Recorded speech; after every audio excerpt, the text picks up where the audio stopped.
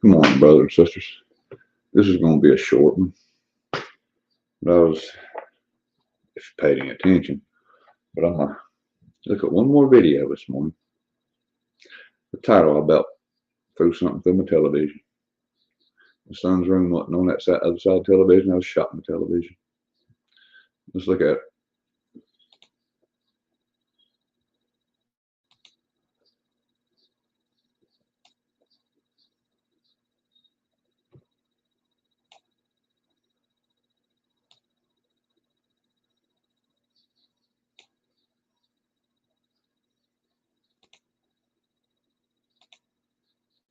First off, really, I don't owe Saul nothing.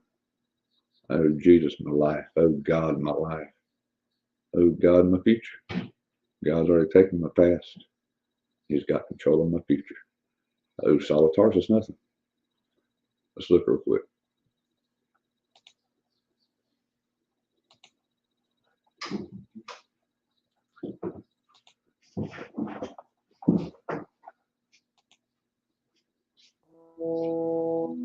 The program you're about to see is the story of the man some claim was the founder of Christianity.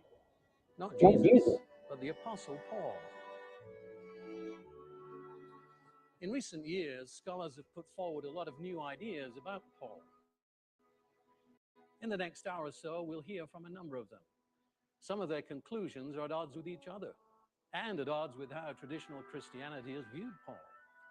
But when we put Paul back into his first century context and listen carefully to his own words from within that culture, we arrive at a new and challenging view. What does this mean in practical terms for those who value Paul's teachings and those of Jesus of Nazareth?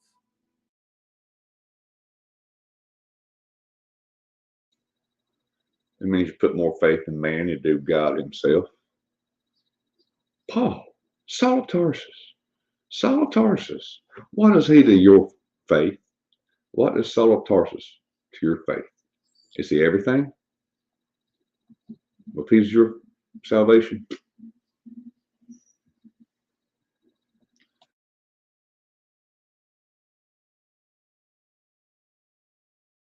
That's what we're about to find out. At that time, a great persecution arose against the church which was Jerusalem, and they were all scattered throughout the regions of Judea and Samaria. As for Saul, he made havoc of the church, entering every house and dragging off men and women, committing them to prison. Saul of Tarsus, better known as the Apostle Paul, a violent and arrogant persecutor of the early followers of Jesus, but his life took a starter on the road to Damascus.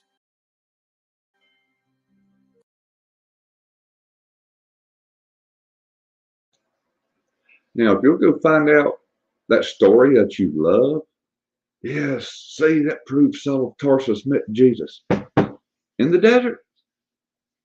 See, y'all take the words of Saul of Tarsus meeting Jesus in the desert over God's spoken word of him saying, I'm not going to be in the desert. If anybody says they saw me in the desert, they're liars. So if you're going to take Saul of Tarsus's conversion stories, 3 different versions of seeing Jesus in the desert, you just said, God, you lied. You was in the desert because Saul of Tarsus met you there. That right there is your Savior. You place Saul of Tarsus's words above the words of Jesus Christ, God in the flesh. So don't you come around here telling me I'm wrong for believing Saul of Tarsus is false. If you would open these things you call eyeballs and use this thing you call a brain and read them words you say came from God, you would say the same thing, but see, you're blinded because you want that monopoly, get out of jail free card. You don't want to do a thing for God. It matters, folks. If you're going to put Saul of Tarsus's conversion in the desert as truth, you just said God lied when he says, somebody says they saw me in the desert, they lie. I ain't watching this blasphemy crap. I'm cutting this off.